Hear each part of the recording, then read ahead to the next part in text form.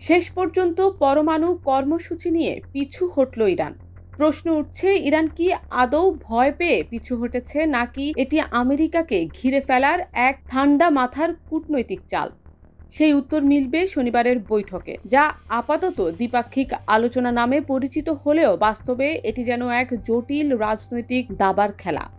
একদিকে আছেন মার্কিন প্রেসিডেন্ট ডোনাল্ড ট্রাম্প, যিনি হুমকির মিশেলে চাপ প্রয়োগের কৌশলে অভ্যস্ত। অন্যদিকে ইরানের সদ্য নির্বাচিত প্রেসিডেন্ট মাসুদ পেজেশকিয়ান, যিনি শান্ত গলায় আলোচনার কথা বললেও পেছনে মিশে থাকে গভীর রাজনৈতিক কৌশল।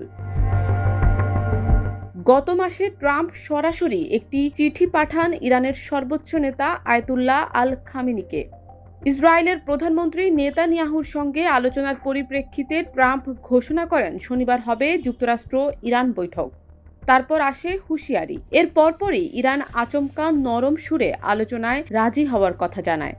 আলোচনার ঘোষণার পর থেকেই আন্তর্জাতিক মহলে শুরু হয়েছে নানা জল্পনা কল্পনা। শনিবার ওমানের মাটিতে বসতে চলেছে যুক্তরাষ্ট্র ও ইরানের প্রতিনিধিদের বৈঠক। তবে তেহরান সাফ জানিয়ে দিয়েছে এটি পরোক্ষ আলোচনা, যার মানে মধ্যস্থতাকারীর মাধ্যমে আলোচনা হবে।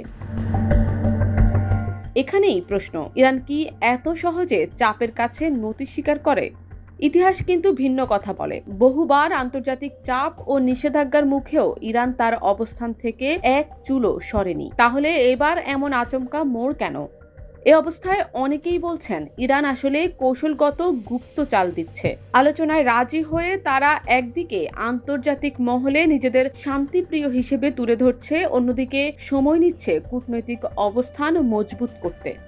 বৈঠকের ঘোষণার পরদিনই চীন যুক্তরাষ্ট্রকে তিরস্কার করে জানায় এই আলোচনায় রাজনৈতিক আন্তরিকতা থাকা জরুরি।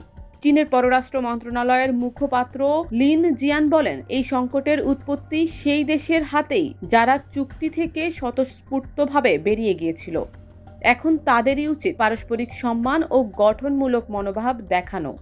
তবে চীন এক্ষেত্রে মধ্যস্থতার ইচ্ছাও প্রকাশ করেছে এবং বলেছে তারা শান্তি ও সংলাপকে উৎসাহিত করবে।